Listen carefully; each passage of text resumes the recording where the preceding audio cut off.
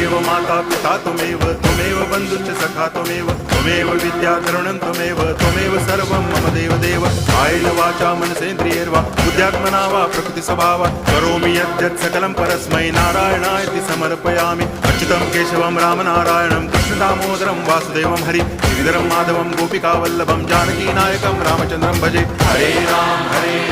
Ram Ram Hare Hare Hare Krishna